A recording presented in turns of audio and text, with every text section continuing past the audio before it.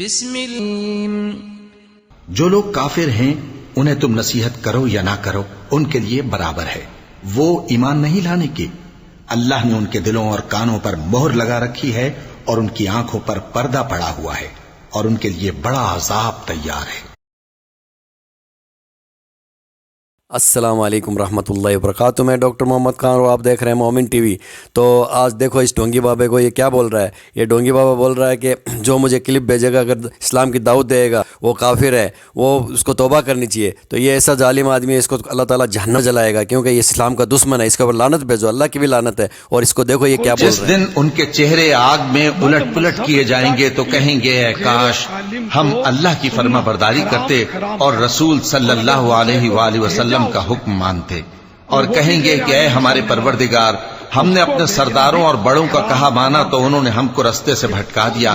اے ہمارے پروردگار ان کو دگنا عذاب دے اور ان پر بڑی لعنت کر. پھرتا پھراتا گھس گیا میرے فون میں. اب میرا کام کیا ہے کہ میں اگر اس کا سڑا ہوا چہرہ دیکھوں تو اس کو وہیں دفع کر دوں کہ بھاگے. جیسے تو کہاں فون میں گھس گیا, یوں کرے نہ کہ اس کو سنے کہ یار کیا کہتا ہے, یہ کیا کہتا ہے, وہ کیا کہتا ہے.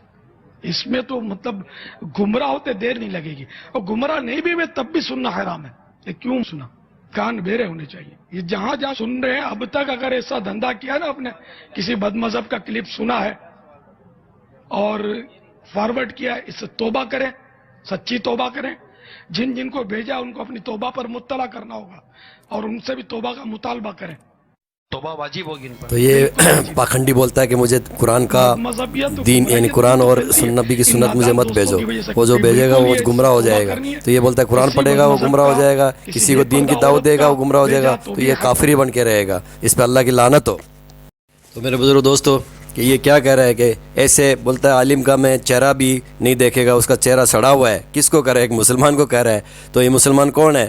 یہ مرزا صاحب ہے. مرزا صاحب نے ان کو ایک پیغام بھیجا تھا کہ قادری صاحب آپ توبہ کر لو, آپ جو اپنے جو قرآن کے جو احکامات ہے وہ نبی کے طریقے سے عوام کو پہنچاؤ, اپنے طریقے سے مت پہنچاؤ. یہ جو آپ پڑھ رہے ہو آپ ان کو گمراہ کر رہے ہو, آپ تو جہنم میں جاؤ گی, ان کو بھی ساتھ میں لے کے جاؤ گے. تو انہوں نے اچھا پیغام بھیجا. تو یہ بولتا ہے جو قرآن کی بات ویڈیو میں بھیجے, میرے فون میں بھیجے گا, نبی کا پیغام بھیجے گا یا اسلام کا پیغام بھیجے گا, وہ لوگ گمراہ ہے. تو ہم قرآن پڑھتے ہیں ہم گمراہ ہو جائیں گے, نبی کی جو حدیثیں پڑھیں گے ہم گمراہ ہو جائیں گے. تو یہ کیسا بیوقوف انسان ہے, یہ کیسا بیوقوف انسان ہے کہ عوام کو پاگل کر رہا ہے, عوام کو گمراہ پہ لے کے جا رہا ہے. تو انہوں نے تو ان کو اچھا ہی کہا ہے, اچھا راستہ سکھائے گا. اللہ تعالیٰ نے تو کہا دیا کہ اگر تم ایسا قرآن کو چھوڑ کے کسی اور کتاب پہ چلو گے تو تم جہنمی ہو. پھر بھی یہ نہیں سمجھ رہا ہے. اس کو معلوم ہے کہ اللہ کے احکامات جب تک قرآن کے یعنی نبی کے طریقے سے نہیں پہنچیں گے مسلمانوں تک تو مسلمان کو کیسے سمجھ میں آئے گی. آج جو انگریز لوگ ہیں وہ دیکھو قرآن پڑھ کے یعنی مسلمان ہو رہے ہیں. وہ ان بابوں کی کتاب نہیں پڑھتے, ان بابوں کے پیچھے بھی نہیں چلتے ہیں. وہ قرآن پڑھ کے خود فیصلہ کرتے ہیں.